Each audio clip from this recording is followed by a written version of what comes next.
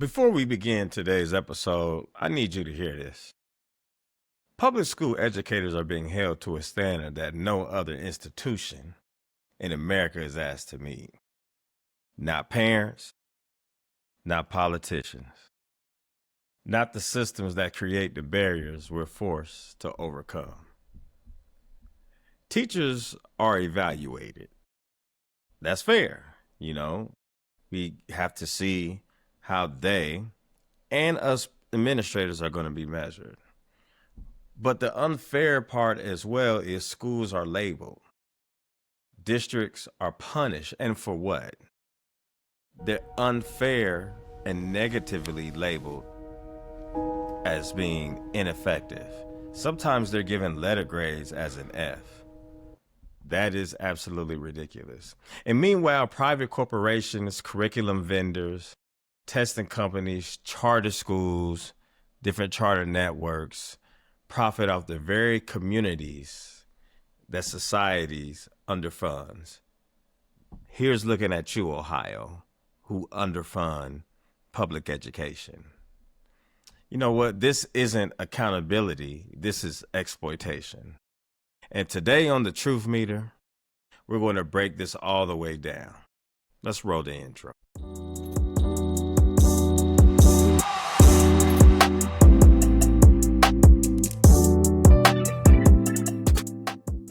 When we talk about public schools in America, we talk like they're actually the problem. I thought we believed in public education because public education is the backbone of our country. But every time I talk about, the things that we have going on here in this country, when we talk about education, we always, and I mean always, talk about, hey, we're doing this for the kids. I got news for you, and we'll talk about it here in a minute. It's not for the kids. We talk like the system is broken because of the people standing in the classrooms, and that's the teachers. The teachers are the backbone of our schools. The paraprofessionals, the intervention specialists that deal with our students with disabilities, the office staffs, the janitors, everybody who is there every single day. But let's tell the truth for a moment. Public schools educators are being held accountable to an unfair standard, a standard applied to no one else in the entire ecosystems. Again, teachers are unfair being punished and evaluated, and they are being mentally taxed. Let me say this, educators have a mental health crisis that is not being diagnosed, and it is causing teachers to leave at a ridiculous clip. Schools, I'm going to reiterate again, and this is ridiculous, are giving grades so that then when they are rated ineffective, those charter networks can come in and raid their students and take money from those public institutions or those public school districts. Principals and the school administrators are deemed ineffective. And of course, it just makes the whole school districts just debilitated. And yet no other entity is held to the same level of scrutiny. Why is that? Not the policymakers who write the rules, because they're a major problem. Not the parents who send their children unprepared. Education starts at home. And I think people are afraid to call that out. That is not me as an educator criticizing parents, no, because I am a parent and I had a younger child. And I had to educate that child. I had to teach that child how to read, write, arithmetic, the foundational things that we teach our kids in regards to education. You cannot get mad for us calling that out. That's not calling nothing out. Let's be very clear. It's not calling anything out. That's just telling the truth. Because on the Truth Meter, that's what we do. And so I just get so upset when We as educators cannot say, hey, perhaps parents, you need to do X, Y, and Z. And that's okay, because all stakeholders in the community need to have all buy-in for our students. And like, community systems fail students before they ever get in the building. We have to take on all the societal ills that fail our students.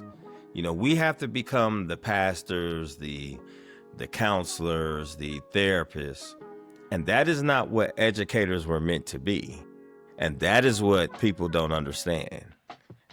And I'm going to be expounding on that as we move forward with the Truth Meter, because educators were meant to teach all of these different things that students need. I know we understand that we need whole child development, but this is on steroids. Society underfunds our neighborhoods and then expects miracles on a budget and a lack of budget. But educators are tasked to fix everything. And when everything doesn't get fixed, who do they blame?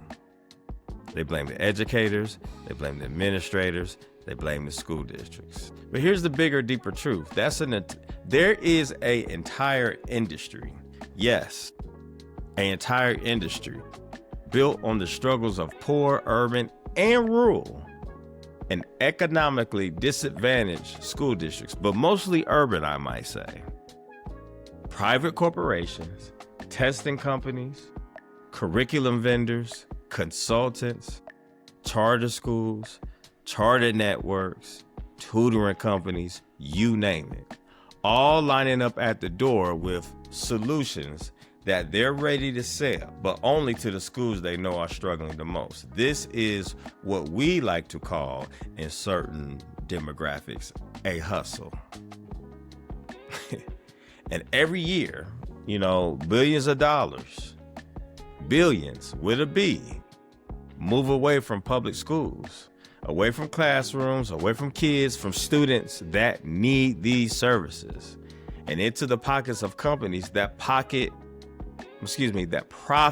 from poverty. They profit from poverty, and it is corrupt, in my opinion.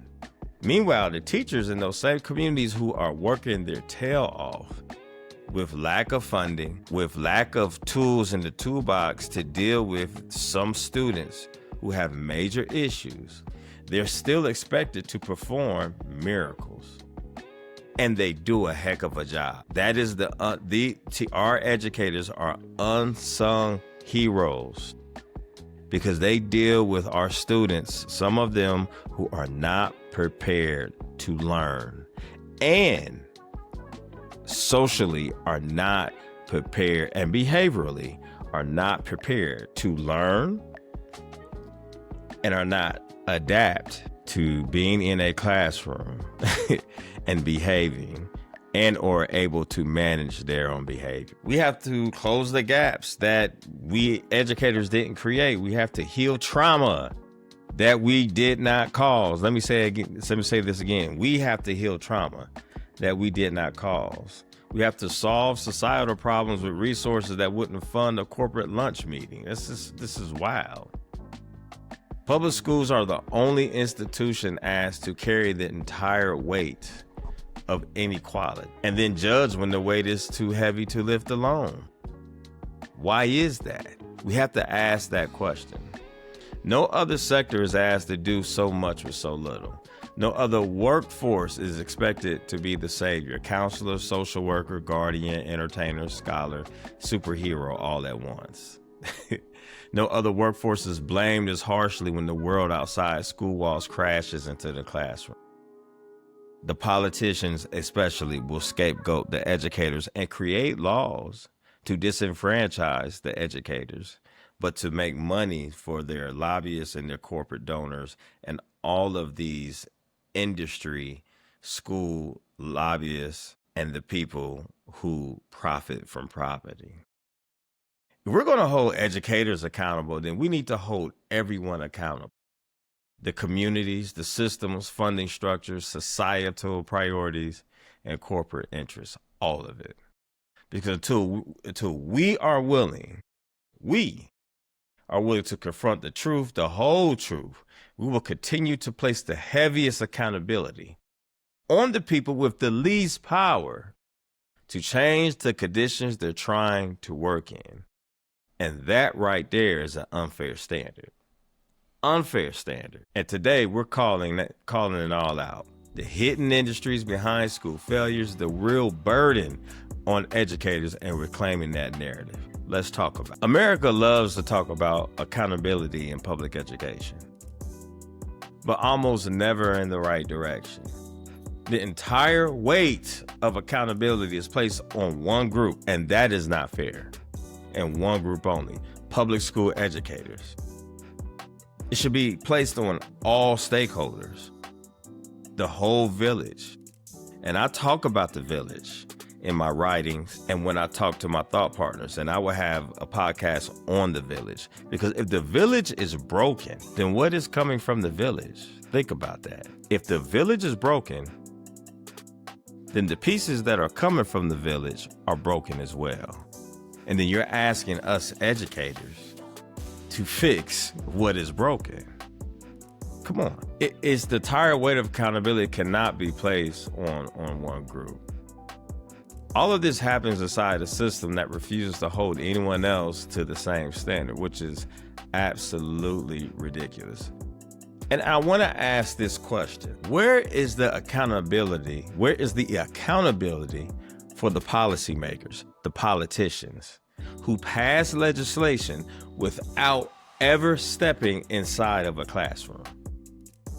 How does that happen? As some of my colleagues will say, how, Sway? How do you pass legislation on educators on something you know nothing about? I'll tell you how. They do it because they have an agenda. These nasty secrets, and we have to tell you the truth. Not only do these policymakers or politicians have an agenda because of their corporate interests and their lobbyists, but they don't care about kids. Yeah, they don't care about kids. They lie and say, yeah, we do, but we don't, based upon the policies that they pass and their actions. Oh, they'll sit there and have a fundraiser or a photo op or what have you with some students or at a school. But when you underfund public education and you give your money to private and charter schools, and you leaving these public schools to have to fend for themselves, what does that say? So maybe I should recalibrate that or revamp that and say, well, they have an agenda and they care about certain students more than others. It's actually unbelievable. But where's the accountability for social systems that fail children long before they enter kindergarten? We have students who come in school as kindergartens, can't read, can't write. Whose fault is that? Where is the accountability for the economic conditions that shape the child's ability to focus, behave, or succeed? You mean to tell me when children come into our schools, they don't have any food at home and they have all of this trauma, and they come in and they cuss out teachers, and teachers are human. They're supposed to just take getting cussed out by 13, 14-year-olds? Really? No, that's not how that's supposed to work. Accountability doesn't exist. You know, the lens of the blame points to what? The schoolhouse. Points to the teachers on purpose. The war on education has been happening, I know at least for 40 years. Ever since, I believe, don't quote me, 1983, when President Reagan had the nation at risk. And they started this reform movement, which led to the No Child Left Behind and led to all these reforms. It has been an abject failure and a disaster in this country. And we as educators have to fight back. Let's talk about the hidden industry behind the school failure real quick. It is an entire profit-driven industry built on the backs of underfunded, socially economic disadvantaged schools. And of course, like I said before, it includes these testing companies. Why are kids being tested so much? The OEA, the OST. I could name all these diagnostic tests that these students take. They're over-tested. And for what? Curriculum, publishers, educational consulting firms, charter schools, all sorts of vendors. I could go on and on. And in my career, I have seen all of these consultants, vendors come, and they haven't changed one thing. Now, to be fair, there have been some that have had some good programming and that have made some incremental changes, and I have to be fair. But on the macro level, no. These companies come in and they thrive financially when public schools struggle. Billions of taxpayer dollars flow into private hands every year. Billions. That is, to me, a scam. Corruption at its finest. Often redirected from districts that are already struggling to meet basic needs, being redirected from school districts and into the hands of these private donors. There was a digital school here in Ohio. I think it was OCOT. I don't quote me on it. But long story short, I think he got sued, the owner who was the owner of this digital school, because he didn't provide the services that he needed. There has been many charter schools in the state of Ohio that have not succeeded. That is just a fact. They have the ability, like private schools, to take the students that the quote unquote public schools didn't have success in teaching. And a lot of them have failed. That is just a fact. I'm just telling you the facts and the truth. And I could get some more research on that, and I could name them, but I will not name them personally. And there have been some good charter schools. I have to be fair. But a lot of them don't exist no more. And then, of course, some of them are corrupt, and some of the people who ran them have been gone to jail. Those are just facts. Those are just facts. One thing I love about this podcast is I am going to give you the truth and the facts. That is the truth and the facts.